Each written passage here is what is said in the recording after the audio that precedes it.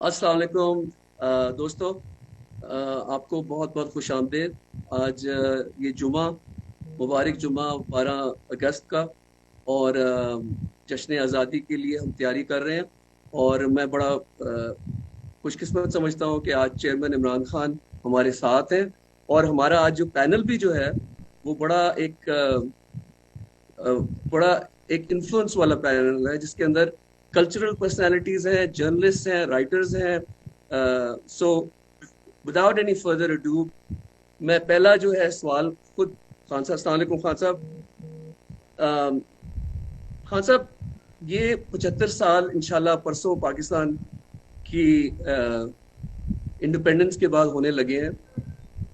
میں نے ہمیشہ آپ کو علامہ اقبال کو کوٹ کرتے سنا ہے، اور جس کانٹیکسٹ میں پاکستان ابھی ہے، اور جس کانٹیکسٹ میں 1947 میں قائد اعظم محمد علی جناح نے ہمیں یہ آزادی لے کے دی، تو ایک شعر ہے علامہ اقبال کا جو آپ بہت زیادہ کوٹ کرتے ہیں، اور اس پہ اگر تھوڑا سا آپ اس کانٹیکسٹ میں بات بتائیں۔ وہ ہے کہ ہے جرم ضعیفی کی سزا مرگ مفاجات۔ یہ آپ کو کس طرح موٹیویٹ کرتا ہے، یا کیا سوچتے ہیں آپ اس کے بارے میں؟ دیکھیں سلمان، دو مختلف چیزیں ہیں۔ ایک ہے کہ ہم 75 سالہ پاکستان کی جو جشن آزادی ہے وہ انشاءاللہ کل بھرپور طریقے سے بنا رہے ہیں، اور ہم 12 بجے تک اپنا پروگرام ہے جشن آبادی کا، اور اس کے بعد 14 اگست کو ہم خوش آمدید کہیں گے، اس کا استقبال کریں گے فائر ورک سے، اور انشاءاللہ زبردست ایک ایونٹ کر رہے ہیں، اس میں ویڈیوز بھی دکھائیں گے، سب کچھ۔ اس کا مقصد صرف یہ ہے کہ ایک آزادی ملی تھی ہمیں 75 سال پہلے، وہ آزادی کیا تھی؟ وہ تھی جسمانی، انگریز کی غلامی سے آزادی۔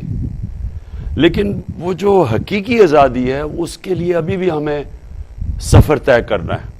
وہ کل میں ایکسپلین کروں گا کہ کیا وہ ہم نے کیا کرنا ہے، وہ اصل میں اپنے آپ کو آزاد کرنے کے لیے۔ اور وہ 3 مختلف قسم کی غلامی ہے۔ ایک ذہنی غلامی ہے، ایک جس کو نیو کلونیلزم کہتے ہیں، کہ ایک ملک آپ کو فتح کیے بغیر آپ کے اوپر کنٹرول کر لیتا ہے۔ اور پھر ایک ہے جو ایک ظلم اور ناانصافی کا نظام انسانوں کو غلام بنا دیتا ہے۔ انصاف آزاد کر دیتا ہے، ناانصافی انسانوں کو غلام بنا دیتا ہے، اور انسانوں کا پوٹینشیل ختم کر دیتا ہے، انسان کی پرواز ختم کر دیتا ہے اگر ایک ناانصافی کا نظام ہو، جس کے اوپر حضرت علی رضی اللہ تعالیٰ کا فیمس کال ہے کہ کفر کا نظام چل جائے گا لیکن ظلم اور ناانصافی کا نظام نہیں چل سکتا۔ تو یہ مختلف قسم کی آزادی ہے، ایک ہیومن رائٹس ہے، ایک مینٹل فریڈم ہے، فزیکل فریڈم ہے۔ تو اس کے لیے میں انشاءاللہ کل اپنا پورا پروگرام دوں گا کہ یہ ہے کس قسم کی غلامی، اور پھر اس سے آزاد کیسے ہونا ہے۔ اور جو آپ نے بات کی اس کی ہے جرم ضعیفی کی سزا مرگ مفاجات۔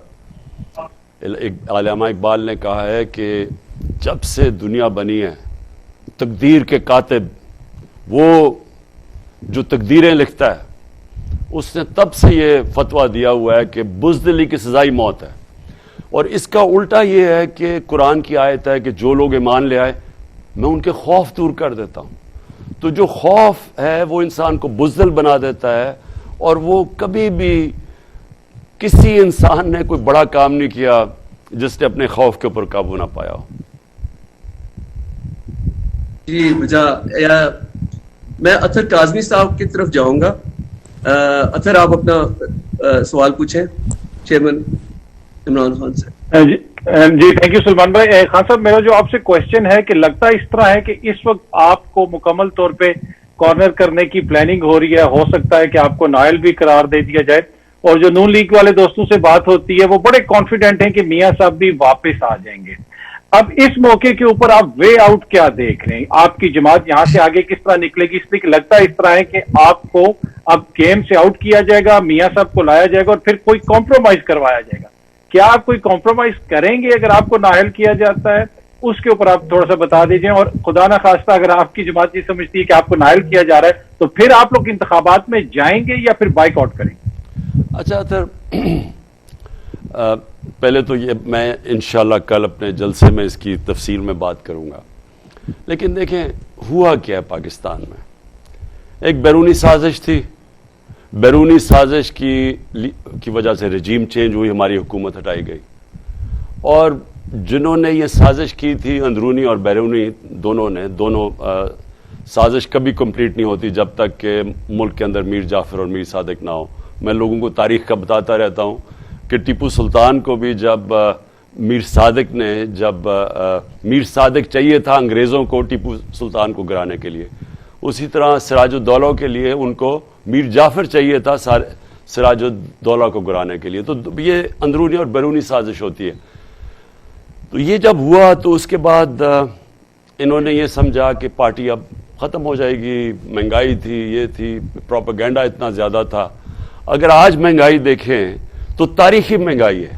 آج ذرا ٹی وی کے اوپر دیکھیں، ان چینلز کے اوپر، کیا وہ بات کر رہے ہیں مہنگائی کی؟ کیا وہ ان کو ہے کہ معیشت نیچے چلے گی، بے روزگاری بڑھ رہی ہے، انڈسٹری بند ہو رہی ہے؟ کوئی وہ باتیں کر رہے ہیں اس چیز کے اوپر؟ تو یہ پوری پلاننگ سے ایک سازش کا حصہ تھا. یہ جو میڈیا کے اندر پر ایک کیمپین چلی، یہ پرائم منسٹر مصدق جو منسٹر تھے تو وہ بھی ایسے پہلے میڈیا کیمپین چلی، پھر جو اپوزیشن پارٹیز تھی ان کے اوپر پیسہ چلا، انہوں نے مظاہرے کیے، یعنی جس طرح یہاں لانگ مارچز ہوئی، اور پھر مداخلت ہوئی اور ان کو گرا دیا. تو پہلے تو یہ بیرونی تھی. جو ان کو پہلا شوق ملا کہ پبلک سڑکوں پہ آ گئی اور بہت زیادہ رد عمل عوام کا آیا جب انہوں نے رجیم چینج ہوا. دوسرا کہ جن لوگوں کو لے کے آئے وہ اس ملک کے نامور لٹیرے تھے، ان کے اوپر کرپشن کی داستانیں تھیں، 30 سال سے وہ چوری کر رہے تھے. ان سب کو اوپر بٹھا، انہوں نے ایک دوسرے کے متعلق کیا کہا ہوا ہے، کیسز بنائے ہیں، ایک دوسرے کو جیل میں ڈالا چوری پہ، وہی لوگوں کو اوپر مسلط کر دیا. دوسرا عوام کا اس کے اوپر رد عمل آیا. اور تیسرا پھر انہوں نے معیشت بالکل نیچے لے گئے اور مہنگائی آسمانوں پہ. تو وہ جو 17 جولائی کو بائی الیکشنز ہوئے پنجاب میں، ساری دھاندلی کے باوجود ساری جماعتیں ایک طرف، تحریک انصاف ایک طرف، گورنمنٹ مشینری ایک طرف، الیکشن کمیشن ایک طرف، اس کے باوجود جیت گئی. اب اس کے بعد یہ گھبرا گئے ہیں. اب یہ اپنے پلان سی پہ چلے گئے ہیں اور وہ یہ ہے کہ اب کسی طرح ٹیکٹیکل ناک آؤٹ کیا جائے، مجھے ٹیکنیکل ناک آؤٹ کیا جائے، اور ان کا خیال ہے کہ اس کے بعد جماعت نیچے چلی جائے گی. اور اس کے لیے یہ فورن فنڈنگ کیس ہے، توشہ خانہ کیس ہے، یہ سارے وہ چیزیں ہیں جو کہ جس وقت بھی عدالت کے سامنے جائیں گی، میں آپ کو یقین دلاتا ہوں فیکٹس آئیں گے تو یہ کوئی کیسز ہی نہیں ہے. لیکن یہ تلوار لٹکا دی ہے اور ان کا خیال یہ ہے، اور لانگ ٹرم پلاننگ کیا ہے کہ پہلے سختی کرو. آپ نے دیکھا ہے تحریک انصاف کے اوپر سختی ہے، وہ چینل کے اوپر ARY کے اوپر سختی کر دی ہے. سوچے چینل کو اس کو بین کر دی ہے. اب اس کا کیا قصور ہے کہ وہ اگر شہباز گل کوئی بات کہہ گیا ہے تو چینل کا کیا قصور ہے؟ وہ پلان یہ ہے کہ کوئی جو میری آواز ہو وہ بند کی جائے، اور آواز بھی بند کی ہو. یہ جو مخالف چینلز ہیں، یہ ٹی وی پہ دیکھیں کس طرح کا شدید پروپیگنڈا چل رہا ہے. یہ فوج کو جی عمران خان نے یہ کہہ دیا، ہر چیز ڈھونڈی جا رہی ہے. یہ پورا پروپیگنڈا ہے، اس کے اوپر پیسہ چلا ہوا ہے. اور کوشش یہ ہے کہ پھر یہ پروپیگنڈا کے بعد کوئی بین آ جائے اور پھر ڈیل یہ کی جائے کہ اچھا جی عمران خان کو بھی ہم اگر یہ بین ہٹاتے ہیں تو نواز شریف کا بھی وہ جو نااہل ہوا ہے وہ بھی ہٹا دیں. یار اس طرح کی کوئی باغین ہے. یہ اتنا خوفناک پلان ہے، اس سے پاکستان کو کوئی سمجھ ہی نہیں رہا کہ کتنا بڑا نقصان ہونا ہے. ایک پاکستان کی فیڈرل پارٹی کو، پہلے واحد پاکستان کی پارٹی ہے جو سارے صوبوں میں ہے. آج ایک اگر نیشنل ملک کو اکٹھا رکھ سکتی ہے، فیڈریشن کو، وہ تحریک انصاف ہے. باقی پارٹیز تو فیملی پارٹیز سکڑتی رہ گئی ہیں، ایک انٹیریئر سندھ میں، ایک سینٹرل پنجاب میں. تو پہلے تو ایک فیڈرل پارٹی جو کہ ملک کو اکٹھا رکھ سکتی ہے اس کو کمزور کیا جا رہا ہے. پہلا یہ نقصان. دوسرا ایک آدمی جو 30 سال سے چوری کر رہا ہے، جس کا انٹرنیشنل انکشاف ہوا ہے، یہ جو پینما پیپرز، وہ تو دنیا میں ایک انکشاف ہو، جن کے 4 فلیٹ اربوں روپے کے فلیٹس لندن کے سب سے مہنگے علاقے میں مل گئے. اس کے بعد وہ آ گیا کہ وہ بیٹی کے نام پہ وہ فلیٹس لیے تھے نواز شریف نے، تو اس کے اوپر اس کو کنوکشن ہوئی ہے. اس کو کمپیئر کر رہے ہیں میرے سے، یہ جو توشہ خانہ کیس ہے اور یہ جو فورن فنڈنگ کیس ہے اس سے کمپیئر کر رہے ہیں اور کسی قسم کی ڈیل کروا رہے ہیں. دیکھیں میں کسی ڈیل کا حصہ نہیں نہ بناؤں نہ بن سکتا ہوں. یہ جو ڈیل ہے یہ ڈیل پاکستان کی تباہی ہے. یہ وہ NRO ٹائپ ڈیل ہے. یہ NRO 2 نواز شریف کو دینے کی کوشش کر رہے ہیں. پہلی دفعہ لے چکے ہیں NRO. اس لیے پورا لائے عمل تو میں کل آپ کو بتاؤں گا اپنے انشاءاللہ جلسے میں، لیکن آج میں یہ کہنا چاہتا ہوں کہ یہ جو سازش چل رہی ہے یہ مجھے تو کوشش کر رہے ہیں کہ کسی طرح راستے سے ہٹایا جائے، لیکن اصل میں تو پاکستان کی کیوں ادھر دھکیل رہے ہیں پاکستان کو جو ہمارے دشمن چاہتے ہیں. جی خان صاحب، ایک 14 اگست پہ کافی سال پہلے میرے ساتھ 3 دوست تھے وائٹل سائنس، اور ہم نے دل دل پاکستان پیش کیا. اسی ٹائم پہ ریما خان جو تھیں انہوں نے، مجھے یاد ہے کہ فلمز میں آئیں اور ان کی بلندی، اگر میں غلطی نہیں کر رہا، ان کی آتے شروع میں بہت سپر ہٹ فلم تھی. تو ریما خان بھی انہوں نے جوائن کیا ہے، اور ان کا سوال آپ کے لیے. بہت شکریہ سلمان. اعوذ باللہ من الشیطان الرجیم، بسم اللہ الرحمن الرحیم. السلام علیکم خان صاحب. خان صاحب، میرا آپ سے سوال کرنے سے پہلے میں یہ کہنا چاہوں گی کہ پاکستان کی 75 سالہ تاریخ میں آپ کا کردار ہم سب کے سامنے ہے. ایک کرکٹر کی حیثیت سے آپ نے آغاز کیا اور آپ نے بہت زیادہ کامیابیاں حاصل کی. اس کے بعد ایک پولیٹیشین کی حیثیت سے بھی آپ جب اس فیلڈ کے اندر آئے تو بھی آپ کا کردار ہمارے سامنے ہے. جو ہمیں سب سے زیادہ اہم بات نظر آئی کہ آپ کے قول و فعل میں کوئی تضاد نہیں ہے. آپ نے شہرت اور پیسے کو بہت چھوٹی عمر میں دیکھا تو اس کا کوئی لالچ آپ کے اندر نہیں تھا. آج جس مقام پر آپ کھڑے ہیں، میں آپ سے یہ سوال کرنا چاہوں گی کہ آپ دریا کے الٹے رخ اکیلے چل رہے ہیں. اتنی بڑی بڑی بیرونی طاقتوں کے سامنے آپ سیسا پلائی دیوار کی طرح کھڑے ہو گئے. گزشتہ 40-45 سالوں سے سب کانٹیننٹ کے اندر جن ممالک کو ہم ایڈز دیتے تھے، آج ہم ان سے ایڈز لیتے ہیں. ہم سٹونج ایرا کی طرف واپس چلے گئے ہیں. تو میں آپ سے یہ پوچھنا چاہوں گی کہ آپ بیرونی طاقتوں سے بے خوف ہو کر صرف خدا پر اپنے ایمان اور یقین کے ساتھ تن تنہا کیسے آنے والے وقتوں میں پاکستان کو ترقی کی منازل کی طرف لے کر جائیں گے؟ دیکھیں ریما، میں آپ کو ایک بات بتاؤں. ہمارے بدقسمتی سے میں نے اپنی ساری زندگی میں دیکھا، کرکٹ میں نے دیکھا، پھر کرکٹ کے بعد بھی میں نے لوگوں کو دیکھا، کیونکہ مجھے اللہ نے وہ کرکٹ میں اس سٹیج پہ لے کے گیا جو بڑے کم کرکٹرز پہنچتے ہیں، اور ہمارے ملک میں تو شاید 1-2 کھلاڑی وہاں پہنچے ہوں. تو وہ میں نے سارا سٹیج دیکھا، پھر مجھے عزت بھی ملی. پھر میں جب اس کے بعد نکلا تو تب بھی میں بڑے مختلف قسم، کیونکہ میں نے ایک دم بجائے کرکٹ میں رہنے کے میں نے ایک نئی زندگی، ہاسپٹل بنانا اور فنڈ ریزنگ، پھر اس کے بعد پالیٹکس تیسری میری زندگی تھی. تو میں ساری وقت لوگوں کو ملتا رہا مختلف قسم کے. دیکھیں میں آپ کو ایک بات بتاتا ہوں، اللہ نے انسان کو اشرف المخلوقات بنایا. ہم اللہ کی سب سے عظیم مخلوق ہیں.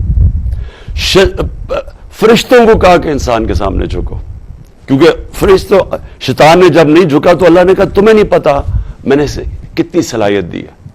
مولانا رومی اس کو ایک اور طرح کہتے ہیں کہ اللہ نے انسانوں کو کہتے ہیں جب تمہیں پڑھ دیے تو تم کیوں چونٹیوں کی طرح رینگتے ہو.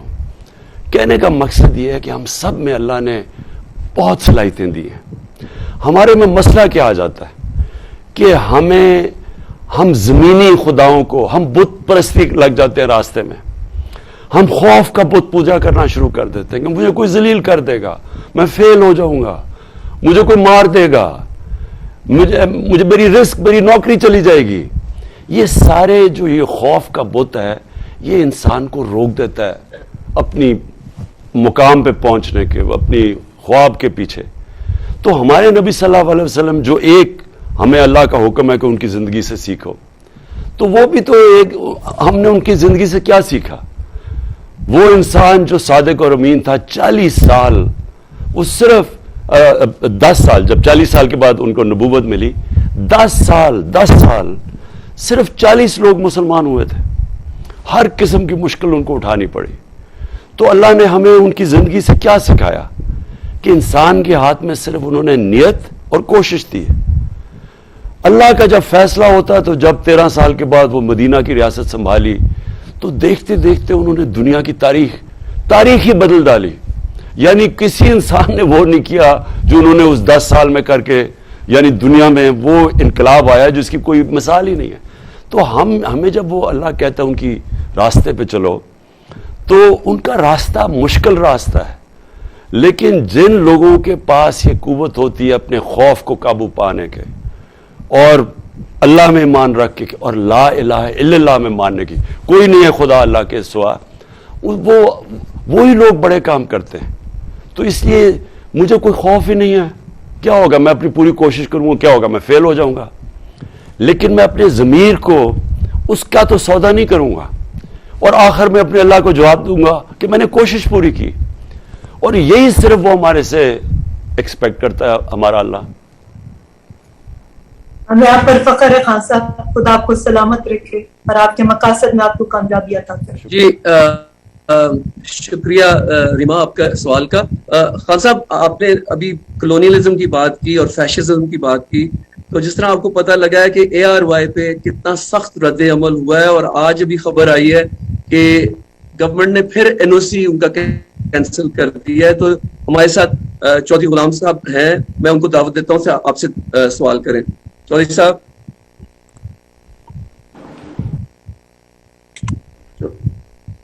چودھری صاحب جا رہے ہیں میسج کے نہیں، ان کو میری آواز نہیں آ رہی چودھری صاحب کو۔ تو حبیب اکرم صاحب آپ کو میری آواز آ رہی ہے؟ جی بالکل آ رہی سلمان بھائی، آپ کی آواز۔ حبیب صاحب آپ خان صاحب سے سوال کریں۔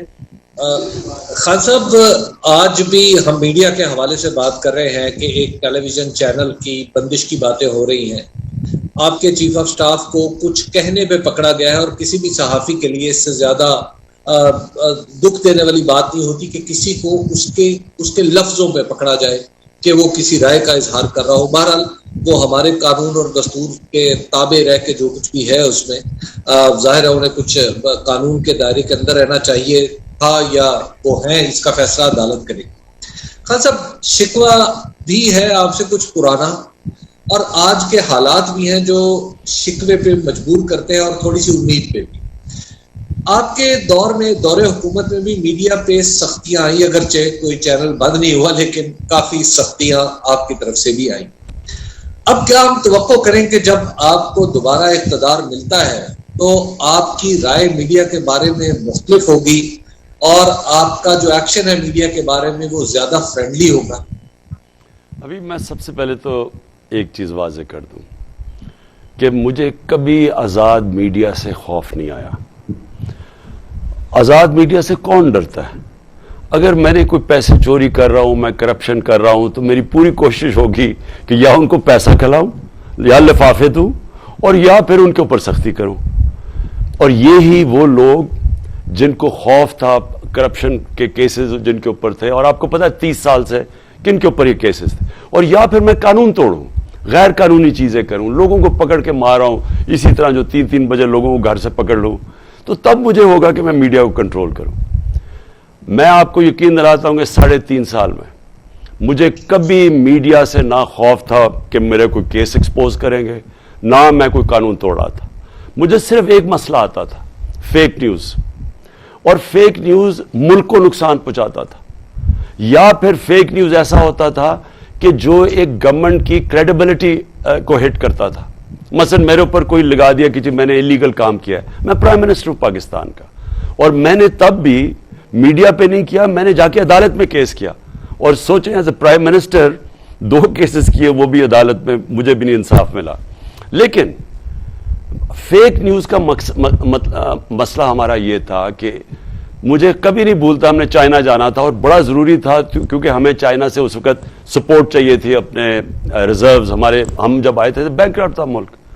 تو جانے سے پہلے یا 2 فیک نیوز نکلی 2 میجر اخباروں میں کہ عمران خان نے فیصلہ کیا ہے سی پیک کو ریویو کرنے کا. اب یہ فیک نیوز تھی. چائنا کے اندر مصیبت پڑ گئی. ہمارا امبیسڈر ایئرپورٹ پہ آیا, اس نے کہا جی یہ وہاں سے نیوز آئی ہے, انہوں نے ہماری ایکسپلینیشن مانگی ہے, اب ہم جا رہے ہیں ان سے سپورٹ مانگنے کے لیے. دیکھیں یہ ملک کو نقصان پہنچتا ہے. پھر ایک دفعہ آ گیا کہ جی روپے, IMF سے فیصلہ کر دیا کہ روپیہ پتہ نہیں 184 پہ پہنچ جائے گا ڈالر.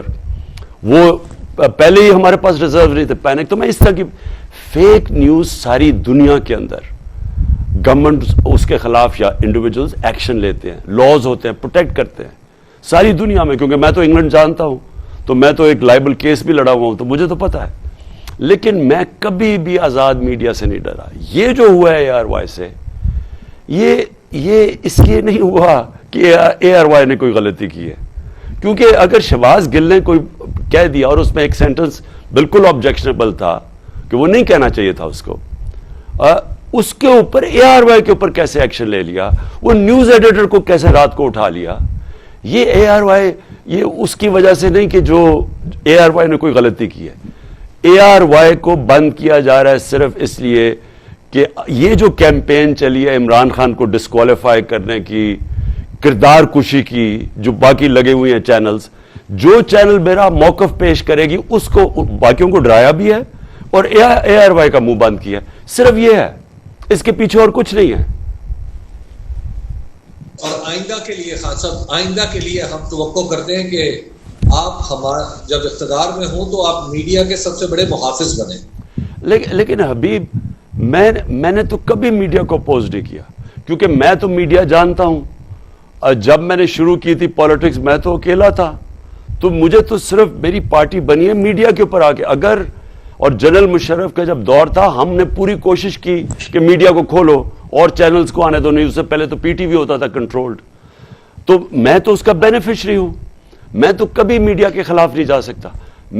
یہ ایک بہت بڑا پرابلم ہے فیک نیوز کا. اور دوسری چیز جو سوشل میڈیا کے اوپر جس طرح کی ایکس ریٹڈ چیزیں آتی ہیں, اس کا ہر معاشرے کو مقابلہ کرنا چاہیے. وہ اس کا یہ نہیں مطلب کہ آپ میڈیا کا منہ بند کر رہے ہیں.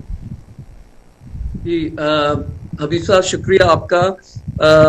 فرام میڈیا ٹو کلچر, شگفتہ اعجاز, آپ میں آواز آ رہی ہے تو اگلا سوال آپ کریں پلیز. جی مجھے آواز آ رہی ہے. السلام علیکم سر.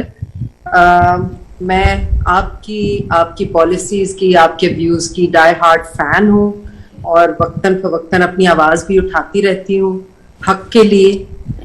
اور ایک چیز کا کریڈٹ میں آپ کو ضرور دینا چاہوں گی, جو آج سے نہیں ہے, تو جب سے آپ نے اپنی اسٹرگل شروع کی ہے اقتدار میں آنے سے پہلے سے, آپ نے جو اس عوام کو اویئرنیس دی ہے how to fight for your rights, یہ پورے کا پورا کریڈٹ آپ کو جاتا ہے. کیونکہ آپ کی اس اویئرنیس کے بعد اب لوگوں کو یہ شعور آیا ہے کہ ہمیں اپنے حق کے لیے کس طرح آواز اٹھانی ہے بے خوف و خطر.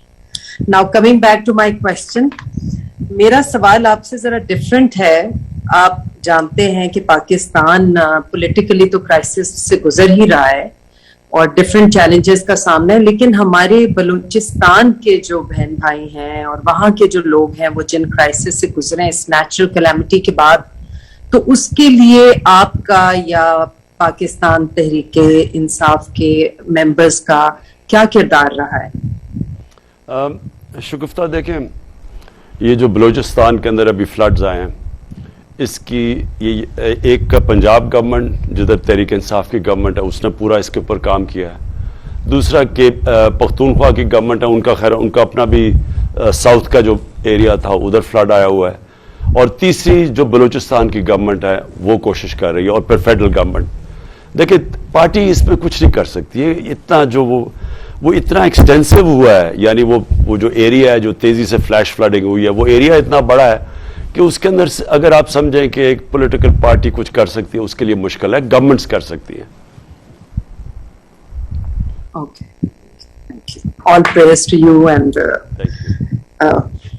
شکریہ خان صاحب.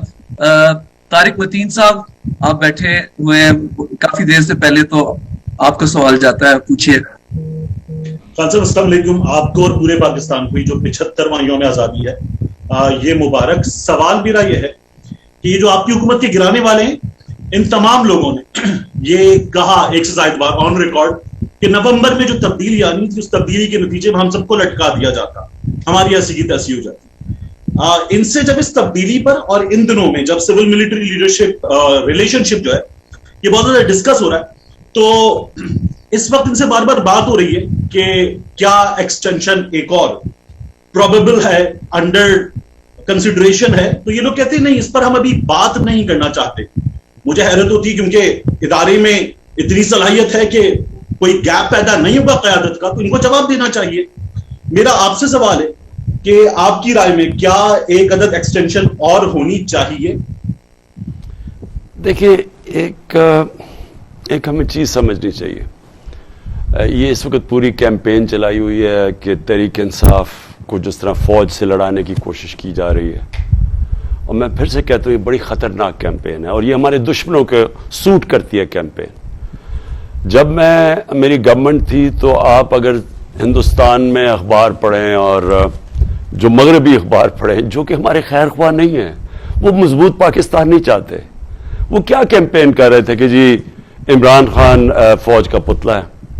سارا وقت وہ کوشش یہ کر رہے تھے کیونکہ گورنمنٹ کی اور سول ملٹری ریلیشن شپ اتنی زبردست تھی کہ ہم سب ایک پیج پہ تھے, اس سے ہم کرائسس سے نکلتے جا رہے تھے. ہمارا جو وہ دیکھیں کرونا کا جو کرائسس ہے وہ اتنا بڑا کرائسس تھا, اور وہ یہ یاد رکھیں کہ صدی میں ایک دفعہ اتنا بڑا کرائسس آتا ہے. تو اس کرائسس کے اندر جس طرح ہم نکلے ہیں, جس طرح سارے ملک کے ادارے سب نے مل کے لڑے, اور اس میں پاکستانی فوج کا بہت بڑا رول تھا.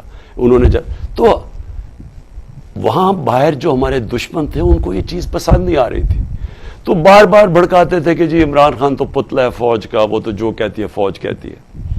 اور ایک fake sites, web sites discover ہوئی, اور تحریک انصاف کے لوگوں نے, ہمارے سوشل میڈیا نے ڈسکور کیا, جسے کہتے ہیں کہ یورپین یونین EU کی جو تھی سائٹس, یہ جو فیک انہوں نے سائٹس بنائی ہوئی تھی, جو ڈسکور کی ڈس انفارمیشن لیب, جس کے اندر ہندوستان سے 800 سائٹس بنائی ہوئی تھی, اور وہ پاکستان کے خلاف مسلسل پروپیگنڈا کر رہی تھی. اور وہ کیا تھا کہ صرف اٹیک ہو رہا تھا عمران خان کو اور پاکستانی فوج کو. تو جو لوگ نہیں چاہتے ملک مضبوط ہو, وہ چاہتے ہیں کہ سول ملٹری ریلیشن شپ اچھی نہ ہو. اب وہی لوگ ہیں جو اس وقت کئی پاکستانی صحافی تب اس یورپین یونین یہ جو ڈس انفارمیشن لیب کا حصہ تھے پاکستان سے, باقی باہر بھی تھے. اب وہی لوگ کوشش کر رہے ہیں کہ کسی طرح پاکستان کی سب سے بڑی پارٹی تحریک انصاف اور فوج کے اندر کسی طرح لڑائی ہو, کسی طرح آپس میں تنازع ہو. یہی ہوا تھا ایسٹ پاکستان میں. پاکستان کی سب سے بڑی پارٹی کا ٹکراؤ ہو گیا تھا پاکستانی فوج کے ساتھ, اور ملک ٹوٹ گیا تھا. ملک کو کمزور کرنے جو چاہتے ہیں وہ چاہیں گے کہ ایک ملک کی جو فیڈریشن کو اکٹھا رکھ سکتی ہے, اس پارٹی کے خلاف وہ فوج کے اور اس کے آمنا سامنا ہو جائے. یہ ہیں پاکستان کے دشمن, یہ اس کے اندر شامل ہیں. یہ جو سارے چور اکٹھے ہوئے ہیں جو اپنے آپ کو PDM کہتے ہیں, یہ سارے ایک دوسرے کو کرپٹ کہتے تھے. انہوں نے کیسز بنائے کرپشن کے ایک دوسرے کے اوپر, ان کی پوری سٹیٹمنٹس ہیں. انہوں نے ایک دوسرے کو کہا یہ کتنا کرپٹ ہیں, پیٹ پھاڑ کے پیسہ نکال دوں گا تو گھسیٹوں گا. یہ ساری چیزیں آن ریکارڈ ہے. اب یہ سب اکٹھے ہو گئے ہیں, اور ان کا ایک انٹرسٹ ہے. ان کو پتا ہے کہ اب الیکشن کے اندر یہ تحریک انصاف کا مقابلہ نہیں کر سکتے. ان کو خوف طاری آ گیا ہے الیکشنز کا. اب ان کی پوری کوشش ہے کہ پوری کیمپین چلائیں کہ کسی طرح یہ ثابت کریں کہ فوج اور تحریک انصاف فوج کے خلاف ہے. فوج کے خلاف کیسے؟ کوئی پارٹی جس کا جینا مرنا پاکستان میں ہو, جن کے کوئی باہر بڑے بڑے لندن میں اور باہر پراپرٹیز نہ ہو, دبئی میں بڑی بڑی پراپرٹیز نہ ہو, جن کا بیس پاکستان ہو, وہ کیوں چاہیں گے کہ پاکستانی فوج کمزور ہو؟ کیونکہ مسلمان دنیا کے اندر اگر آج آپ دیکھیں تو مسلمان ملکوں کا حال کیا؟ جو ملک مسلمان ملک اپنی حفاظت نہیں کر سکتا، سیریا سے لیں، لیبیا سے لیں، صومالیہ، یمن، سارے ملک دیکھیں تباہی مچی ہوئی ہے. ہمارے ملک کے انٹرسٹ میں ہے ایک تکڑا فوج کا ادارہ، اور جو بھی اس کو کمزور کرنے کی کوشش کرے گا وہ پاکستان کے دشمنوں کا ساتھ دے رہا ہے، اور یہ سازش چل رہی ہے اس وقت. تو یہ جو آپ نے بات کی، ہماری کوشش ہونی چاہیے کہ فوج کے اندر جو بھی میرٹ کے اوپر بہترین لوگ ہیں وہ اوپر آئیں. یہ نہ ہو کہ میں کہوں کہ میرا آرمی چیف ہو، کوئی فلانا کوئی اس کا آرمی چیف ہو. میرٹ کے اوپر جو بیسٹ لوگ آتے ہیں ان کو اوپر آنا چاہیے. ہمارا کیا کنسرن ہے اس کا؟ دنیا کے اندر باہر بھی آرمی چیف بنتے ہیں، برطانیہ میں کبھی سنا ہے اس کے اوپر کوئی ڈسکشن بھی ہوتی ہے؟ میرٹ پہ ہوتا ہے بن جاتا ہے.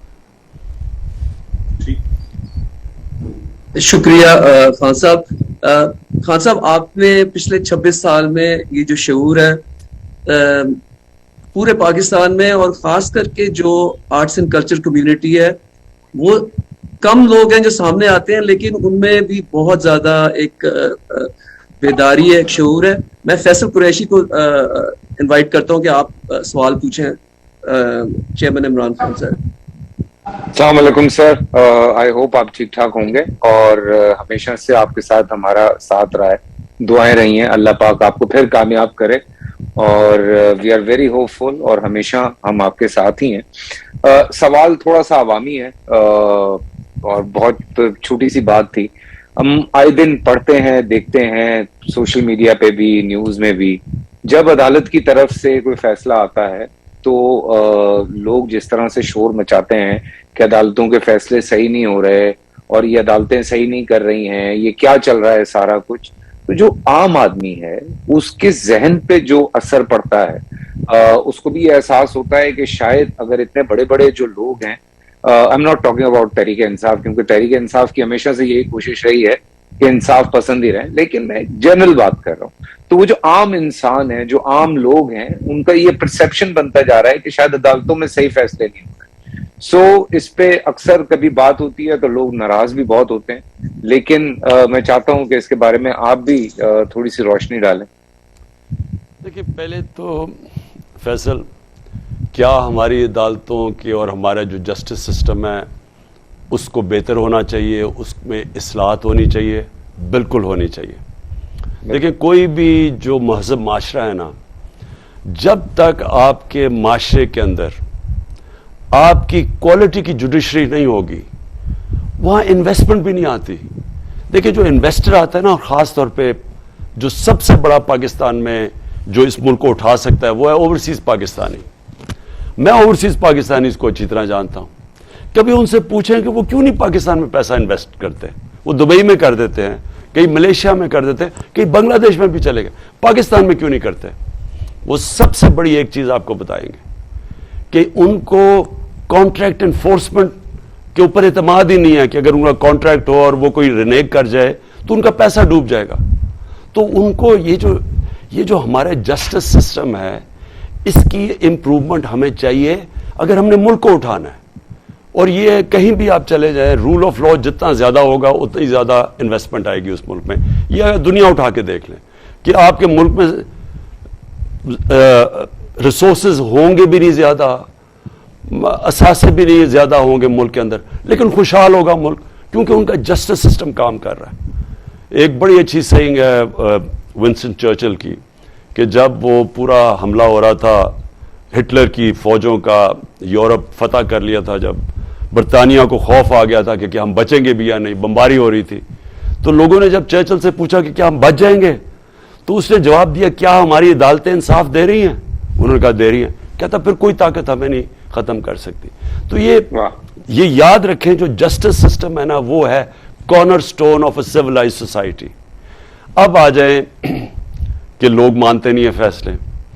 دیکھیں، اگر میں کرپٹ آدمی ہوں نا، اور اگر میں نے چوری سے پیسہ بنایا ہے، تو میں کبھی بھی نہیں چاہوں گا کہ آپ کی عدالتیں صحیح معنی میں چلیں، کیونکہ اگر وہ چلیں گی تو میں پکڑا جاؤں گا. ان کی پوری کوشش ہوتی ہے عدالتوں کو متاثر کرنے کی، پیسے چلاتے ہیں، ججز کو پیسے دیتے ہیں. اس ملک کے اندر ڈنڈوں سے اٹیک کیا گیا سپریم کورٹ کو جب وہ نواز شریف کا کیس سننے لگے تھے کرپشن کا. پھر ایک چیف جسٹس کو بگایا اور پھر پیسے چلائے, بریف کیس چلوائے اس چیف جسٹس کو ہٹانے کے لیے. تو یہ تو ہماری تاریخ ہے. کرپٹ لوگ کبھی بھی ایک ملک کے اندر اچھا انصاف کا نظام نہیں آنے دیں گے, بیکاز بائی ڈیفینیشن اگر آپ کے ملک میں انصاف ہے تو کرپشن نہیں ہے. اچھا, اور دوسری چیز کیا ہے کہ وہ پھر جب ان کے خلاف کوئی فیصلہ آتا ہے, اور بڑی کم یہاں طاقتور کے خلاف فیصلہ آیا ہے, تو وہ پھر پوری کوشش کرتے ہیں عدالتوں کو ڈسکریڈٹ کرنے کے لیے. تو یہ جو آپ نے بات کی نا جی, یہ ہے کہ لوگوں کو کیا پتا چلے گا کہ کون سچ بولا, اگر سارے جب بھی کوئی کیس آ رہے گا وہ کہے گا جی عدالتیں بہت بری ہیں. لیکن لوگ اتنے بیوقوف نہیں ہیں, لوگ جو ہے نا وہ سمجھ جاتے ہیں. اور لوگ جو عدالتیں ہیں, میں آپ کو یہ بھی بتا دوں کہ آپ عام لوگوں سے پوچھ لیں, وکیلوں سے پوچھ لیں, سب آپ کو بتا دیں گے کہ ججز کی وہ نمبرنگ بتا دیں گے کہ یہ جج کہ یہ ہے, یہ اے ہے, یہ بی ہے, یہ سی ہے, یہ ڈی ہے. یہ سب کو پتا چل جاتا ہے ان کی ججمنٹس کی وجہ سے. جو ججز ہیں وہ اپنی ججمنٹس کی وجہ سے ان کی ریپوٹیشن جاتی ہے اوپر یا نیچے. یو تھنک کہ لا اینڈ آرڈر پہ ہمیں اور کام کرنا چاہیے, اللہ کرے کہ آپ واپس آئیں اور اس پہ پھر اور مزید کام ہو. بہت ضروری. Thank you Faisal. میں آگے کیونکہ ٹائم کم ہے, میں چاہتا ہوں کہ ساروں کو موقع ملے. خان صاحب کا جو جواب تھا اس کی ایک السٹریشن میں آج بتا سکتا ہوں کہ اے آر وائی کو جو این او سی کینسل ہوا ہے, یہ بھی ایک رول آف لا ایشو بن گیا ہے. تو چودھری غلام صاحب, آپ کو میری اگر آواز آ رہی ہے تو آپ اپنا سوال ذرا کریں پلیز.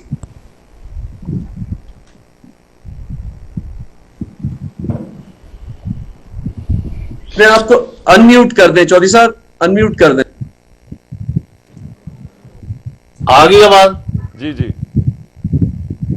عمران خان جو ہے پاکستان کی 75 سالہ تاریخ میں قائد اعظم محمد علی جناح کے بعد اگر سب سے بڑا پاپولر عظیم قیادت جو ہے وہ آئی ہے تو وہ عمران خان کی شکل میں آئی ہے. اور اس میں کوئی شبہ نہیں کہ پاکستان کی عوام اور قوم جو ہے آج کروڑوں کی تعداد میں ان کے ساتھ کھڑے ہو گئی ہے, اور پوری دنیا میں جدھر جدھر پاکستانی ہیں ادھر ادھر پاکستان کے لیے وہ سمجھتے ہیں کہ عمران خان میجر کنٹریبیوشن ان کی ہے اور یہ پاکستان کو آگے لے کے جا سکتے ہیں. ہیونگ سیڈ دس, اور میرا خیال ہے کہ عوام کو شکست نہیں دی جا سکتی, اور اگر فری فیئر امپارشل الیکشن ہو تو عمران خان کو یہ تمام کٹھے بھی ہو جائیں تو نہیں ہرا سکتے. لیکن اب تاثر یہ پھیلایا جا رہا ہے کہ کیونکہ 4 مہینے پہلے فوج نے اور ان لوگوں نے خان صاحب کو نکالا ہے تو ان کو واپس نہیں آنے دیں گے, اور اس یعنی کنفرنٹیشن کو ختم کرنے کے لیے فوج اور پی ٹی آئی اور عمران خان کے درمیان جو ظاہر کی جا رہی ہے, what initiatives are being taken, or is my perception in your view correct, or this I am jumping to conclusion? Chaudhry صاحب دیکھیں, اس میں ابھی آپ سے پہلے ابھی نہیں تھے تو میں یہی اسی طرح کا سوال کا جواب دے رہا تھا. دیکھیں, جب ان ساری پارٹیز کو شکست ہوئی نا 17 جولائی کو, سب نے مل کے پوری حکومتی مشینری کو استعمال کر کے الیکشن کمیشن کو ساتھ ملا کے, جو کہ اتنی میں نے کبھی اس طرح کی الیکشن کمیشن نہیں دیکھی, جو کہ ان کو تو کہہ دینا چاہیے election commission of P M L N. تو انہوں نے پورے مل کے جب انہوں نے گیم کھیلی اور پھر ہار گئے تو تب ان کے اوپر خوف طاری ہو گیا. اب اس خوف کی وجہ سے یہ پوری کیمپین چلا رہے ہیں, کبھی توشہ خانہ, کبھی وہ فورن فنڈنگ. وہ فورن فنڈنگ ہی نہیں ہے, وہ پتہ چلے فورن فنڈنگ ہی نہیں ہے, لیکن وہ کیس یہ الیکشن کمیشن لے کے بیٹھی ہوئی ہے, اور ایک مقصد ہے ان کا, کسی طرح مجھے ڈسکوالیفائی کریں. اور ان کا چودھری صاحب, میں آپ سے پہلے یہ بھی کہہ بیٹھا تھا کہ ان کی پوری ایک کردار کشی کی کیمپین چلا رہے ہیں. ٹی وی پہ دیکھیں یہ کس طرح کی, سارے بیٹھ کے اے آر وائی کو بند کروا دیا تاکہ ہمارا موقف نہ آئے, باقی ساروں کو اکٹھا کر کے, یا زیادہ تر چینلز کو, پوری کیمپین چلی ہوئی ہے کہ اس سے برا کوئی انسان آیا ہی نہیں, اس سے کوئی کرپٹ آدمی نہیں آیا. اور کوشش کیا کر رہے ہیں کہ وہ نواز شریف کو یہاں لانے کے لیے, سپتمبر کے آخر میں اس کو یہاں لانے کی کوشش کر رہے ہیں, اور کیسے کہیں گے کہ جی دیکھیں عمران خان اور نواز شریف دونوں ہی نااہل تھے, دونوں ہی کرپٹ تھے, تو چلیں جی دونوں کے عمران ڈیل یہ کروائیں گے کہ عمران خان کو لڑوانے کے لیے چلیں اجازت دے دیتے ہیں نواز شریف بھی لڑ لے. اب یہ نہ یہ عمران خان تو کوئی بھی اس طرح کی ڈیل کبھی مانے گا نہیں, اور نہ ہی پاکستانی قوم یہ مانے گی کہ ایک مجرم ملک کا باہر بھاگا ہوا جھوٹ بول کے اربوں روپے کی پراپرٹیز میں وہ رہ رہے ہیں. یہ اس کے 4 فلیٹ وہ اربوں روپے کی, ایک رسید نہیں, پیسہ کدھر سے آئے, کیونکہ چوری یہاں سے پیسہ چوری کر کے باہر گیا, اور اس کے بعد بیٹا رہ رہا ہے کوئی 10 ارب کے گھر میں, وہ جو ہے 1 ہائیڈ پارک میں, وہ جو حسن شریف. یعنی ان لوگوں کو کمپیئر کر رہے ہیں میرے ساتھ کہ جی فوراً اس نے کوئی سائن کر دیا سرٹیفکیٹ وہ اکاؤنٹس کے اوپر, اس کو کر رہے ہیں اور ملا کے اس کو کوشش کر رہے ہیں کہ ہمیں ایک ہی ترازو سے تولا جائے. تو میں سمجھتا ہوں کہ یہ جو بھی کر رہے ہیں ان سے بیوقوف لوگ ہیں ہی کوئی نہیں. یہ لوگوں کو بھیڑ بکریاں سمجھتے ہیں, یہ سمجھتے ہیں کہ پبلک اتنی بیوقوف ہے کہ جو بھی یہ کریں گے پبلک مان جائے گی. اور یہ جب بھی الیکشن آئے گا انشاءاللہ پبلک کو سامنے دودھ کا دودھ پانی کا پانی آ جائے گا. سب کے سامنے میں چیلنج کرتا ہوں, یہ سارے بھی مل کے لڑیں گے نا, یہ تحریک انصاف کو نہیں روک سکتے انشاءاللہ. یہ انشاءاللہ یہ ہارون آپ کو میری اگر آواز آ رہی ہے اپنے آپ کو انمیوٹ کر دیں پہلے.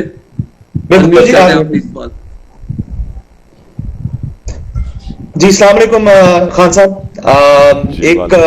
ایک شہر ہے پاکستان کا جو کہ مجھے لگتا ہے کہ جس کا کوئی والی وارث نہیں ہے. میں اوریجنلی تو لاہور سے ہوں, but for the past couple of years میں کراچی میں سیٹلڈ ہوں, اور مجھے کبھی کبھار کچھ اس کے ایسے حصوں میں جا کے ایسے لگتا ہے کہ جیسے I am probably in Syria یا بغداد کے اندر کہیں پھر رہا ہوں, کیونکہ سڑکوں کا اور کچھ عمارتوں کی ایسی حالات ہیں کہ جیسے لگتا ہے کہ وہاں پہ بم گرائے گئے ہیں.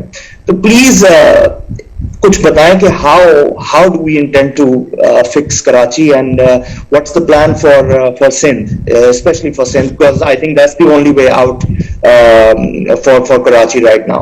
ورنہ تو مجھے کوئی hostage city ہی لگتی ہے. So please. جی ہارون دیکھیں, ایک تو انشاءاللہ پورا میں اب سندھ کی تیاری کر رہا ہوں, انٹیریئر سندھ کی, اور وہاں ساری قوم کے سامنے میں یہ وعدہ کرتا ہوں کہ ایک ایسی کیمپین کروں گا جو کہ سندھ کی تاریخ میں بڑی کم لوگوں نے دیکھی ہوگی, اور وہ اس لیے کروں گا کیونکہ سب سے زیادہ جو آج ظلم ہے وہ اندرون سندھ کی عوام سے ہے.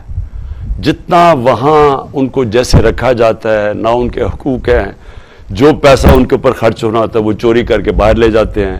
اوپر جو وہ یہ زرداری اور اس کی پوری جو اس کو کہتے ہیں زرداری سسٹم, یہ سارا جو سندھ کے اوپر یہ بیٹھے ہوئے ہیں اور پیسہ چرا کے وہاں سے ہر چیز پہ یہ کانٹریکٹس پہ پیسے چراتے ہیں.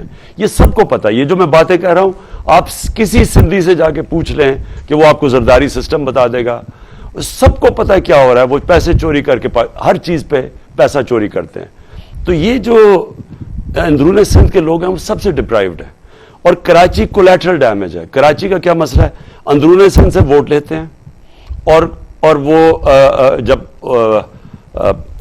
سندھ کی حکومت سنبھالتے ہیں تو کراچی جو ملک کا فائنینشیل کیپٹل ہے اس کے اوپر بجائے پیسہ خرچ کرنے کے وہ اپنی کنسٹیچوئنسی میں تھوڑا پیسہ خرچ کر کے باقی چوری, اور ریکارڈ چوری ہے سندھ کے اندر پچھلے 14 سالوں میں جتنا پیسہ چوری ہوا ہے وہاں. اور یہ کبھی بھی کراچی ٹھیک نہیں ہو سکتا ایسے. کراچی کا صرف ایک طریقہ ٹھیک ہونے کا, اور میں بار بار یہ کہتا ہوں کہ ایک لوکل گورنمنٹ سسٹم چاہیے. ڈائریکٹ الیکشنز کراچی کے چاہیے. کراچی کی سٹی گورنمنٹ چاہیے جیسے کہ لندن کی سٹی گورنمنٹ ہے, جیسے کہ نیو یارک ہے, جیسے پیرس ہے, جیسے تہران کی ہے, ممبئی کی ہے. وہ اپنے پیسے اکٹھے کرے, اور کراچی پاکستان جس طرح میں نے کہا فائنینشیل کیپٹل ہے پاکستان کا, ادھر سے پیسہ اکٹھا کرے, اور وہ پھر اس پورے وہ اس کے کنٹرول میں ہو. سیروج سسٹم, پانی کا نظام, سب کچھ وہ گورنمنٹ کے ہو. اور میں آپ کو یقین دلاتا ہوں کہ اگر وہ اسی طرح چلایا جائے جس طرح کہ دنیا میں بڑے بڑے شہر چلتے ہیں تو کراچی بڑی تیزی سے اٹھ سکتا ہے. لیکن جس طرح ابھی کراچی چلایا جا رہا ہے کہ سندھ کے ڈیولپمنٹ فنڈ سے کراچی کی الوکیشن آتی ہے, وہ کبھی بھی اتنا پیسہ نہیں ہوگا کہ کراچی کو ٹھیک، یہ کھنڈر ہی بنا رہے گا. جی شکریہ خان صاحب. ہمارے 3 سوال رہتے ہیں. شہاب الدین آپ کو اگر میری آواز آ رہی ہے تو آپ پلیز اپنا سوال پوچھیں. جی السلام علیکم خان صاحب، مخدوم شہاب ہے. سب سے پہلے تو آپ کو اور پوری قوم کو 75واں یوم آزادی مبارک، اس دعا کے ساتھ کہ اپنی زندگیوں میں ہم جو حقیقی آزادی کا دن ہے یا اس کی صبح ہے وہ بھی کسی دن دیکھ ہی لیں. خان صاحب 2 بڑے امپورٹنٹ کوسچنز ہیں. ایک تو ظاہری بات ہے پوری قوم کے سامنے ہے کہ مقتدر حلقوں کے ساتھ جو تعلقات ہیں ان میں سرد مہری آئی، لیکن کوسچن یہاں پر یہ ہے کہ کیا کوئی بیک ڈور رابطے یا پھر کوشش یا پھر مفاہمت کی کوششیں دوسری سائڈ سے کی جا رہی ہیں یا آپ کی طرف سے یہ راستے کھلے ہیں؟ اور دوسرا بڑا امپورٹنٹ اس وقت کوسچن ہے جو خیبر پختونخوا کے کچھ علاقوں کے اندر ایک مرتبہ پھر دہشت گردی کی لہر آ رہی ہے، اس پر ایک نیریٹو بنانے کی پوری کوشش کی جا رہی ہے کہ اس کا قصوروار بھی عمران خان ہے اور آپ کی پالیسیز ہیں اور جی آپ کی وہاں پر گورنمنٹ ہے. اور obviously جس طرح سے آپ نے اس سے پہلے بھی کہا کہ وہاں پر آپ کو تو اس میں بھی سازش، obviously اس میں ایک سازش کی بو بھی آتی ہے کہ کہیں آپ کی گورنمنٹ جو خیبر پختونخوا میں ہے اسے کمزور کرنے کی کوشش تو نہیں ہے. تو what do you have to say on this؟ آپ نے یہ جو بات کی نا کہ رابطے کے لیے ڈورز کھلے ہیں، تو وہ تو ہمیشہ پولیٹیکل لوگ ہمیشہ اپنے دروازے کھلے رکھتے ہیں. اور یہ یعنی ہم نے بندوق سے مسئلے تو نہیں حل کرنے ہوتے نا، ہم نے تو بات چیت سے کرنے ہوتے ہیں. تو وہ تو ہماری سارا وقت دروازے کھلے رہیں گے.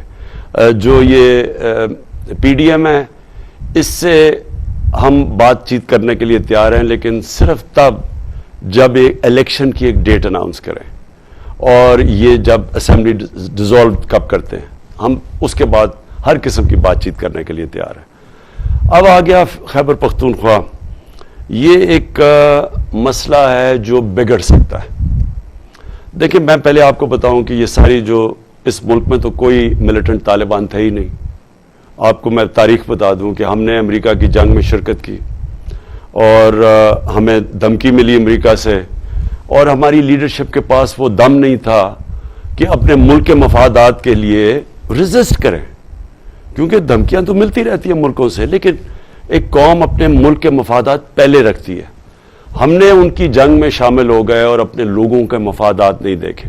اس کے نتیجے میں ہم سب کے ساتھ 80,000 پاکستانی مارے گئے، اس میں قربان کیے ان کی جنگ میں. اور جو ہمارے ساتھ ہوا، ہمارا قبائلی علاقہ اجڑ گیا اور یہاں بم دھماکے تھے، اکانومی کو $100 ارب سے زیادہ نقصان ہوا. لیکن اس سے پہلے یہاں کوئی ملیٹنٹ طالبان پاکستان میں نہیں تھے. تو یہ کیسے پیدا ہوئے تاکہ میں آپ سمجھ جائیں کہ اب ہو کیا رہا ہے. یہ پیدا ایسے ہوئے کہ یہ جو سارا قبائلی علاقہ تھا، جب ہم نے 80 کی دہائی میں جب ہم افغان جہاد لڑ رہے تھے امریکیوں کے ساتھ مل کے سوویت یونین کے اگینسٹ جنہوں نے افغانستان میں قبضہ کیا ہوا تھا، تو وہ سارا قبائلی علاقے کے سے وہ جنگ لڑی گئی تھی. سو ساری جہاد تھی وہ اس ساری قبائلی بیلٹ سے لڑی گئی تھی. تو جب ہم نے وار آن ٹیرر میں شرکت کی 10-11 سال کے بعد، تو 90 سے پہلے تو وہ ختم ہو گئی افغانستان میں، سوویٹس واپس چلے گئے. تو جب 2001 کے بعد امریکی آ گئے افغانستان میں، تو اب انہی لوگوں کو ہم کہہ رہے ہیں کہ پہلے تو جہاد تھی جب سوویٹس آئے تھے، لیکن اب امریکی آ گئے ہیں تو اب یہ دہشت گردی ہے. تو یہاں قبائلی علاقے کے لوگوں کو وہ ظاہر ہے انہوں نے ہمارا بیانیہ نہیں مانا، تو ادھر سے ریزسٹنس آنی شروع ہو گئی. اور کیونکہ وہاں طالبان تھے تو انہوں نے اپنے آپ کو پاکستانی طالبان کہنا شروع کر دیا. تو یہ موومنٹ اصل میں اس لیے تھی کہ یہ سمجھتے تھے کہ ہم کیونکہ امریکہ کی حمایت کر رہے ہیں اور امریکہ نے وہ افغانستان کے لوگوں کے اوپر قبضہ کیا ہوا ہے، تو اس کی سمپتی میں، اور انہوں نے پہلے جہاد بھی لڑی تھی سوویٹس کے خلاف، تو یہ پاکستان کے خلاف ہو گئے. اور یہ ادھر سے شروع ہوئی ٹی ٹی پی. انہوں نے اپنے آپ کو طالبان تھے زیادہ ہمارے قبائلی علاقے کے لوگ. اب وہ آہستہ آہستہ ہمارے دشمن کود پڑے اس میں، ان کے اندر انہوں نے ویریس گروپس بنا دیے. وہ گروپس باہر سے ہمارے دشمن فنڈ کر رہے تھے ہمارے اگینسٹ. تو آخر میں کوئی 30-40 گروپس بن گئے وہاں، تو ہماری تباہی ہوئی. اب کیا ہوا ہے کہ اب تو پختونخوا کی جو حکومت ہے وہ تو آپ کوئی نہیں کہہ سکتا کہ وہ کسی امریکن کی سٹوج ہے، وہ تو ایک آزاد گورنمنٹ ہے. پہلی دفعہ گورنمنٹ جو کہتی ہے کہ ہم کسی کے ساتھ جنگ میں شرکت نہیں کریں گے, امن میں کریں گے. اب اس گورنمنٹ کے اگینسٹ اگر تحریک انصاف کی گورنمنٹ کے اگینسٹ اگر یہ لوگ اب شروع ہو گئے ہیں, ایک انہوں نے ہمارا لیاقت اس کے فیملی مار دی, وہ زخمی ہو گیا, ایم پی او سے ٹارگٹ کیا, تو سوال یہ ہے کہ اب یہ کس بیسس پہ کر رہے ہیں؟ یہ نظریاتی تو نہیں رہا. تب تو وہ کہہ رہے تھے ہم نظریاتی ہیں, ہم کیونکہ آپ امریکہ کی حمایت کریں اس لیے آپ کے پیچھے ہیں. اب کیوں ہمارے پیچھے ہیں؟ تو اس میں میں یہ سمجھ رہا ہوں کہ یہ ایک پلان بنا ہوا ہے. میں ہوپ کرتا ہوں کہ یہ نہ ہو کہ پی ٹی آئی کی جو پختونخوا کی گورنمنٹ ہے اس کو ڈی سٹیبلائز کرنے کی. اور میں یہ سمجھتا ہوں کہ اگر یہ کیا گیا, اس کے جو نتائج ہوں گے وہ بہت برے ہوں گے پاکستان کے لیے, کیونکہ تحریک انصاف اس وقت وہ پارٹی ہے جو سب سے زیادہ مقبول ہے پرانے قبائلی علاقے میں بھی, پختونخوا میں. اگر اس پارٹی کو کمزور کیا جائے گا, کوئی اور پارٹی نہیں ہے اس کی جگہ لینے کے لیے جس کی اتنی مقبولیت ہے پختونخوا میں. تو اگر پولیٹیکل پارٹی کو کمزور کر دیں گے تو پھر کون اس صوبے کو ساتھ رکھے گا, اکٹھا رکھے گا؟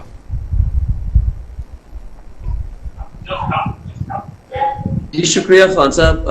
بالکل آپ صحیح کہہ رہے ہیں کہ 1980 کے ٹیکٹکس استعمال کر رہے ہیں 21ویں صدی میں, جہاں سوشل میڈیا ہے, ٹویٹر سپیسز ہے اور انفارمیشن بند نہیں کی جا سکتی. اور اس کا ایگزامپل ہے اسامہ غازی انتظار کر رہے ہیں. اسامہ آپ اپنے آپ کو انمیوٹ کر دیں اور آپ سوال اپنا پوچھیں پلیز. السلام علیکم خان صاحب. آپ بھی کہہ چکے ہیں کہ یہ پی ڈی ایم حکومت پھنس چکی ہے, پی ڈی ایم والے بھی کہتے ہیں ہمیں تو لایا گیا.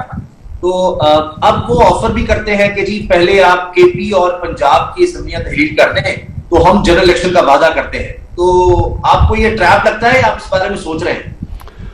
ہم بالکل دیکھیں, اگر یہ کہتے ہیں کہ ایک الیکشن ڈیٹ دے دیتے ہیں تو ہم سب مل کے اپنی ساری اسمبلیز ختم کر دیتے ہیں, تو یہ تو بڑی اچھی چیز ہے.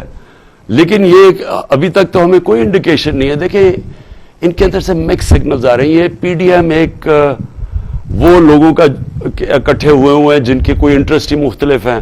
اب آصف زرداری چاہے گا ہی نہیں کہ سندھ کی گورنمنٹ چلی جائے, کیونکہ اگر اس کی گورنمنٹ چلی گئی تو میں آپ کو یقین دلاتا ہوں فری اینڈ فیئر الیکشن میں وہ کبھی بھی اب واپس نہیں آ سکتا سندھ کے اندر. تو وہ اس کو پکڑ کے بیٹھا ہوا ہے. نواز شریف پہلے چاہ رہا تھا کہ فوری طور پہ الیکشن ہو, اب وہ ڈر گیا جب اس نے دیکھا یہ جو پی ٹی آئی پنجاب میں سویپ کر گئی ہے بائی الیکشنز میں, اب وہ بھی ڈر گیا. اب وہ کنفیوز سٹیٹ کے اندر بیٹھا ہوا ہے. شہباز شریف بڑی دیر کے بعد جیسے اچکن پہنی ہے تو یہ اس سے چمٹا ہوا ہے, لیکن ان کی اکانومی نیچے جا رہی ہے, یا مہنگائی جو اس وقت لوگوں سے جو حالات ہیں لوگوں کے مہنگائی میں, خاص طور پہ اب بجلی کے بل جب آ رہے ہیں, جو اب یہ پٹرول اور ڈیزل حالانکہ انٹرنیشنل مارکیٹ میں نیچے آ گئے, ابھی انہوں نے اتنا اوپر رکھا ہوا ہے. تو ایک ساری عوام کے اندر یہ نیچے گرتے جا رہے ہیں. جو سب کہتے تھے کہ شہباز شریف کوئی بہت بڑا جینیس ہے, وہ سارا دودھ کا دودھ پانی کا پانی ہو گیا آج. تو ان کا گراف نیچے جا رہا ہے. الیکشن کرنے سے یہ ڈر رہے ہیں. تو ان کے اندر کنفیوژن ہے, کرنا کیا چاہتے ہیں. پاکستان کی اگر کوئی بھی پاکستان کا سوچ رہا ہے تو صرف ایک ہی چیز ہے کرنے کی, اور وہ ہے صاف اور شفاف الیکشنز, بیکاز اس سے پولیٹیکل سٹیبلٹی آ جائے گی, اور پولیٹیکل سٹیبلٹی کے بعد ہی اکنامک سٹیبلٹی آئے گی. لیکن اگر اسی طرح چلتا رہی اور اگر اسی طرح کا نظام چلتا رہا, سیاسی نظام, اور اسی طرح کی انسٹیبلٹی رہی, تو اکانومی تو سٹیبلائز ہونے نہیں لگی. شکریہ. اور خان صاحب بہت اچھا ایک کمپریہنسو آپ نے اوور ویو دیا ہے. میں منیب کو دعوت دوں گا کہ منیب آپ انمیوٹ کر کے اپنا سوال پلیز پوچھیں چیئرمین عمران خان صاحب سے. جی بسم اللہ الرحمن الرحیم. السلام علیکم خان صاحب. سب سے پہلے تو میں آپ کو یہ بتانا چاہوں کہ 2009 میں جب آپ بیکر یونیورسٹی میں لیکچر دینے آئے تھے, میں اس وقت سے آپ کا فین ہوں اور آپ کا فلیگ بیئرر رہا ہوں. ایم کیو ایم کے مشکل دور بھی ہم نے گزارے ہیں اور آپ کا ساتھ بھی, اور انشاءاللہ آگے بھی دیں گے. خان صاحب کوشچن میرا یہ ہے کہ اگر جو کرنٹ فاسسٹ گورنمنٹ ہے, اگر یہ آپ کو کنارہ کشی جو آپ کو کارنر کرنا چاہ رہی ہے جوڈیشری کے تھرو, اگر یہ نہیں کر پاتی اور فاسسزم میں اندھے ہو کے اگر یہ آپ کو گاڈ فاربڈ خدا نخواستہ اگر آپ کو اریسٹ کرنے کی طرف جاتی ہے, جس کا آپ بھی پہلے کہہ چکے ہیں, تو اس سچویشن کے اندر خان صاحب آپ کا جو سیکنڈ لیڈرشپ ہوگی وہ کون ہوگی جو لیڈ کرے گا پارٹی کو, اور کارکنوں کے لیے اور فالوورز کے لیے کیا رائے عمل ہوگا؟ Question number 1. کوشچن 2 یہ خان صاحب کہ بہت سارے آپ کے ایسے بھی آپ کے ممبرس اسمبلی کے جو آپ کو چھوڑ کے گئے, تو اس چیز کی خاصا آپ کیا گارنٹی ہے کہ نیکسٹ ٹائم آپ جن کو ٹکٹ دیں گے وہ جو ہے وہ پیسوں کی خاطر لوٹے نہیں ہوں گے؟ اور جتنے بھی لوگ آپ کو چھوڑ کے گئے ہیں ان میں سے سب سے زیادہ دکھ آپ کو کس سے ایک ایسی شخصیت کے آپ کو چھوڑ کے جانے کا ہوا؟ تھینک یو سو مچ. دیکھیں پہلے تو اریسٹ کرنے کی آپ بات کر رہے ہیں، بالکل یہ فیشزم میں ڈسینڈ کر گیا پاکستان. انہوں نے جو 25 مئی کو جس طرح کا ظلم کیا لوگوں کے اوپر، میں نے تو کبھی پاکستان میں ایسے نہیں دیکھا کہ وہ شہری جن کے اوپر نہ کوئی دہشت گرد کہہ سکتے ہیں ان کو، نہ کوئی انہوں نے کبھی تصادم کیا ملک میں، رات کے 2 بجے ان کے گھروں کے اندر چھلانگیں مار کے پولیس جا رہی ہے، ان کو دہشت پھیلا رہی ہے، ڈرا رہی ہے، پرامن احتجاج ہو رہا ہے، فیملیز کے اوپر شیلنگ کر رہے ہیں ٹیئر گیس، اور جو ظلم کیا انہوں نے. تو یہ تو صرف ایک ڈری ہوئی حکومت جو چاہتی ہے کہ کسی طرح خوف پھیلا کے لوگوں کو ڈرا دے اور لوگ چپ کر کے سہم کے ایکسیپٹ کر جائیں ان کو، یہ ان کی کوشش ہے. تو یہ بھی ٹیکٹکس ہے ان کی کہ یہ بھی ان کی چلی کہ عمران خان کو کس طرح جیل میں ڈال دیں، غدار بنا دیں اس کو. غدار کون بنا رہے ہیں؟ جنہوں نے 30 سال سے اس ملک کا پیسہ چوری کر کے 12 ارب روپے کی پراپرٹیز میں بیٹھے ہوئے ہیں، جن کے بچے باہر ہیں، ٹبر باہر بیٹھا ہوا ہے، بزنسز باہر ہیں، چھٹیاں باہر ہیں ان کی. وہ ہمیں غدار کہہ رہے ہیں جو سب کچھ بیچ کے پاکستان آ گیا، جو 20 سال باہر کمائی کی. تو یہ ان کی کوشش ہے، یہ ڈیسپریٹ ہے کہ کیونکہ ان کو ڈر لگا ہوا ہے الیکشن سے اور یہ ان کو پتہ کہ ہار جائیں گے، تو اس لیے پوری کوشش کر رہے ہیں کہ خوف ہراساں پھیلا کے کسی طرح مجھے سائٹ پہ کروا کے اور نواز شریف کو باہر بلوا کے اس کو ڈرائی کلینر سے گزار کے اور کہیں کہ جناب اب الیکشن ہو جائے. یہ ہوگا نہیں.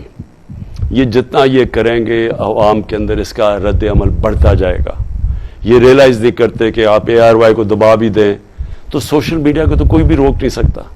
اور یہ ریلائز نہیں کرتے کہ عوام میں وہ شعور اور بیداری آ چکی ہے جو کبھی پاکستان میں پہلے تھی نہیں. اور انشاءاللہ کل کے جلسے میں آپ دیکھیں گے کہ پبلک کس طرح نکلے گی، اس جشن بھی بنائے گی، اور جن کو انشاءاللہ میں بتاؤں گا حقیقی آزادی ہوتی کیا ہے. تو آپ دیکھیں گے کہ یہ جو فیشسٹ ٹیکٹکس ہیں اور یہ جو خوف کے اندر یہ کوشش کر رہے ہیں یہ فیل ہو جائیں گی. اور اس کا مجھے کوئی فکر نہیں ہے، لیکن مجھے ڈر یہ ہے کہ جتنی دیر یہ رہ رہے ہیں پاکستان کی معیشت نیچے جا رہی ہے. آپ کا دوسرا کویسچن تھا محی الدین. دوسرا کویشچن یہ تھا کہ آپ کے بہت سے ارکان جو ہیں وہ آپ کو چھوڑ کے چلے گئے، اور جو اب آپ الیکشن ہوں گے جس میں آپ ممبر الیکٹ کروائیں گے، تو ان کی کیا گارنٹی ہے کہ وہ چھوڑ کے نہیں جائیں گے؟ اور کون سا ایک ایسا شخصیت آپ بتانا چاہیں گے کہ جن کے آپ کو چھوڑ کے جانے کا سب سے زیادہ دکھ ہے؟ دیکھیں سب سے پہلے تو اس باری ٹکٹس جو ہم دیں گے وہ پہلی دفعہ میں خود ٹکٹس دوں گا. بائی الیکشنز کے اندر یہ جو ابھی پنجاب میں ہوئے تھے اس میں میں نے سارے خود ٹکٹس دیے، انٹرویو کیا 80 لوگوں، 20 الیکشن تھے، 80 لوگوں کو انٹرویو کیا اور خود میں نے ٹکٹس دیے. اور میں نے سوچا کیوں نہیں میں نے پہلے ٹکٹس دیے تھے. پہلے تو تھوڑے سے ٹکٹس میں دیتا تھا، باقی میں نے اوروں پہ چھوڑا ہوا تھا. تو اس باری سارے ٹکٹس میں خود دوں گا. اور خود بڑا ہے، مجھے ایکسپیرئنس ہو گیا ہے کہ وہ کس لوگ ہوتے ہیں جو کہ جدھر پلہ بھاری ادھر، جدھر قیمت لگی ہوتی ہے ضمیر فروش ہوتے ہیں. وہ مجھے آئیڈیا ہو گیا. آپ نے کہا کس کی سب سے زیادہ تکلیف ہوئی؟ مجھے اصل میں نے جب ہمیں پتا تھا یہ جب سازش کی گیم چل رہی ہے، میں مل بھی رہا تھا اپنے MNAs کو مل رہا تھا کیونکہ مجھے پتا تھا آفرز مل رہی ہیں، پیسے آفر ہو رہے ہیں. تو سب سے پہلے تو مجھے خوشی ہوئی کہ وہ لوگ جن کے پاس زیادہ حیثیت کے لوگ نہیں تھے، 20-20 کروڑ روپیہ ان کو آفر ہوا اور انہوں نے نہ کر دی. تو مجھے اس پہ زیادہ خوشی ہوئی. جو مجھے افسوس ہوا، کئی لوگ میرے سامنے بیٹھ کے بڑی شکل بنا کے جی ہم تو آپ کے نظریے کے ساتھ ہیں، اور جب پیسہ ملا تو ادھر چلے گئے. تو وہ اصل میں آپ کو ایک بات بتاؤں، انسان اپنے آپ کو ذلیل کرتا ہے. اللہ انسان کے اعمال کی وجہ سے ذلت دیتا ہے، ذلت اور عزت اس کے ہاتھ میں. تو یہ جو لوگ یہ جو اپنے ضمیر کا سودا کرتے ہیں، یہ سمجھتے ہیں کہ انہوں نے کوئی بہت بڑی ڈیل کر لی، لیکن یہ ریلائز نہیں کرتے کہ جو بھی یہ لوٹے ہوئے، یہ میرا چیلنج ہے، جتنے بھی لوٹے ہوئے ان میں سے شاید 2-3 اگلے الیکشن میں آپ کو نظر آئیں. میرا ایمان یہ ہے کہ پبلک ان کو سب کو ریجیکٹ کر دے گی اگلے الیکشنز میں انشاءاللہ. شکریہ خان صاحب. مجھے ابھی آپ جو بات کر رہے تھے تو میں پچھلے 4 مہینے میں پورا کرس کراس جو پاکستان کیا آپ کے ساتھ, ایک مجھے امیج جو میری ذہن میں کبھی بھی نہیں جائے گا, چیچا وٹنی میں جب آپ اپنے یہ بائی الیکشن کی جلسے کے لیے جا رہے تھے تو ہمیں فون پہ بتایا گیا کہ پانی میں سب کچھ ڈوب چکا ہے اس جلسے پہ, اور ہم نے خود دیکھا کہ مطلب کوئی سوچ بھی نہیں سکتا کہ کوئی انسان نکلے گا اس دن, اتنی بارش ہو رہی تھی. لیکن جب ہم وہاں پہنچے چیچا وٹنی میں, ادھر ہزاروں لوگ, عورتیں, بچے, جوان, معذور, کہاں سے چل کے گارے کے اندر مڈ میں, شلواروں کی قمیض, تو وہ جو جذبہ اور جنون وہ میں نے دیکھا. اور پھر جس طرح عوام نکلی آپ کے لیے اس 20 سیٹ پنجاب بائی الیکشن میں, اوور ویلمنگ میجورٹی سے لوگ نکلے اور لینڈ سلائیڈ آپ کو ملی, جبکہ انہوں نے پورا زور لگا دیا آپ کو یہ دھاندلی کرنے کا.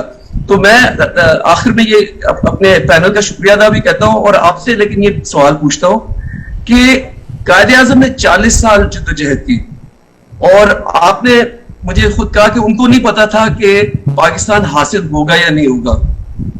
اب بھی آپ 26 سال آپ کی جو یہ جدوجہد ہے, اور کل شام کو ہاکی اسٹیڈیم کے اندر 13 اگست کو آپ ایک بہت بڑا جشن اور ایک جلسہ کرنے جا رہے ہیں. آپ کی کیا ایکسپیکٹیشنز ہیں, اور اگر آپ اس کو کمپیئر کریں کہ قائد اعظم کے ذہن میں کیا ہوگا 1947 میں اور آج 2022 میں آپ کے ذہن میں کیا ہے؟ دیکھیں سلمان, 26 سال میں نے پالیٹکس کیا, اور یاد رکھیں کہ 26 سال سے پہلے مجھے اللہ نے کرکٹ کے اندر جو عزت دی تھی وہ شاید کسی پاکستانی کو بھی نہیں دی تھی, اور پاکستان کے اندر بھی, پاکستان سے باہر بھی. تو جب میں پالیٹکس میں آیا تھا تو میرا تو کوئی 14 سال لوگوں نے مذاق اڑایا تھا کہ یہ یعنی بیوقوف ہے, یا لوگ ہنستے تھے کہ یہ کبھی بھی کامیاب نہیں ہوگا. لیکن میں آپ کو ایک چیز کہنا چاہتا ہوں کہ سب سے پہلے تو جو آج میری اس قوم کے اندر اللہ نے شعور ڈالا ہے, جو بیداری پیدا کی ہے, اگر مجھے اس 26 سال کی پالیٹکس میں جو سب سے زیادہ خوشی ہوئی ہے وہ ایک زندہ قوم کو دیکھ کے خوشی ہوئی ہے. کہ میں نے پہلی دفعہ دیکھا ہے کہ میں نے عورتوں میں جو شعور دیکھا ہے, تو میں نے بچوں کے اندر, یعنی وہ جب کیمرہ جاتا تھا ہمارے جلسوں میں اور بچوں سے پوچھتے تھے تو اتنے بچے بھی ان کو پتا ہوتا تھا, یعنی وہ بات کرتے تھے, ان کو چیزوں کی ایشوز کی سمجھ آ گئی تھی کہ جی پیسہ چوری کر کے باہر لے گئے اور رجیم چینج. تو یہ جو میں نے دیکھا تھا یہ میں نے کبھی پاکستان میں پہلے نہیں دیکھا, اور مجھے سب سے زیادہ خوشی اس کو دیکھ کے ہوئی کہ اقتدار کے تو بڑے مشکل 3.5 سال تھے, تو کہ وہ تو صبح سے لے کے شام تک کام ہی تھا, اور کوئی یعنی وہ ایک بڑا ہی مشکل فیز تھا. لیکن خوشی مجھے اس سے ملی ہے آپ پچھلے 3 مہینے میں. اب یہ آپ کہیں کہ آگے کہ قائد اعظم کس طرح کا پاکستان چاہتے تھے.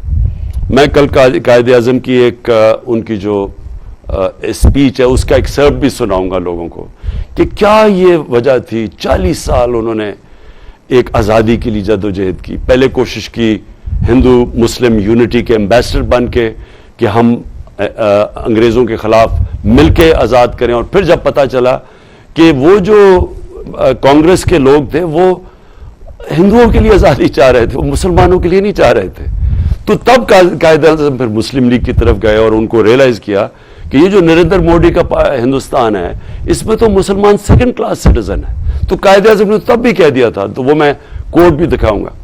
اب قائد اعظم کیوں چاہتے تھے کہ ایک آزاد ملک بنے, اور علامہ اقبال کی جو ساری فلسفہ تھا مسلمانوں کو جگانے کا غلامی سے, وہ سارا تھا کیا کہ صرف ایک خوددار قوم, ایک غیرت مند قوم, وہی صرف بڑے کام کر سکتی ہے, اسی کی صرف پرواز اوپر جا سکتی ہے. تو ہم ادھر سے جو سفر ہمیں انہوں نے اتنی قربانیاں دے کے پاکستان بنایا, تو ہم نے جو سفر طے کرنا تھا, ہماری پرواز اوپر جانی تھی, بدقسمتی سے وہ اوپر نہیں گئی, کیونکہ ہم نے حقیقی آزادی ہمیں ملی نہیں. اور وہ میں کل لوگوں کو ایکسپلین کروں گا کہ کیوں نہیں ملی, اور کل لوگوں کو بتاؤں گا ہم نے کیسے لینی ہے, وہ کیا کیا ہم نے سٹیپس لینے ہیں کہ اپنے ملک کو حقیقی طور پہ آزاد کرنا ہے. اور جب حقیقی طور پہ پاکستان آزاد ہوگا تو تب یہ اس مقام پہ پہنچے گا جو بڑی خواب تھی پاکستان کی, اسلامی فلاحی ریاست.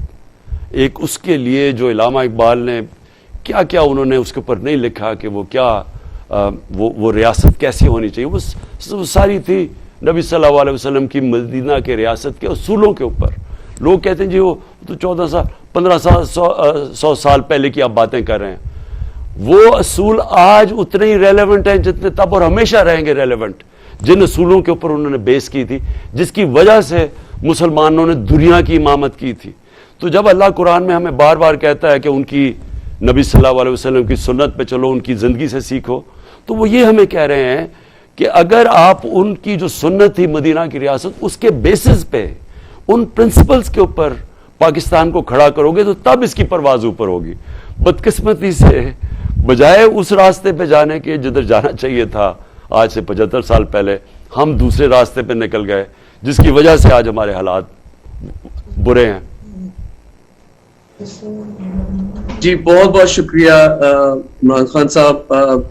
جنون سے اور عشق سے ملتی ہے آزادی, قربانی کی باہوں میں ملتی ہے آزادی. میں اپنے پینل کا بھی شکریہ ادا کرتا ہوں. مجھے پتا ہے آپ لوگوں کے پاس اور سوال تھے بہت سارے, لیکن آج ٹائم ہمارا محدود ہے, تو انشاءاللہ پھر ایک سپیس کریں گے. لیکن کل شام کو آپ نے اگر لاہور میں ہیں تو ہاکی اسٹیڈیم ضرور آئیں 13 اگست کو, اور ہم جشن آزادی کریں گے. 75ویں سال ہے پاکستان کی آزادی کا, اور لیکن حقیقی آزادی کی جنگ آگے چلے گی.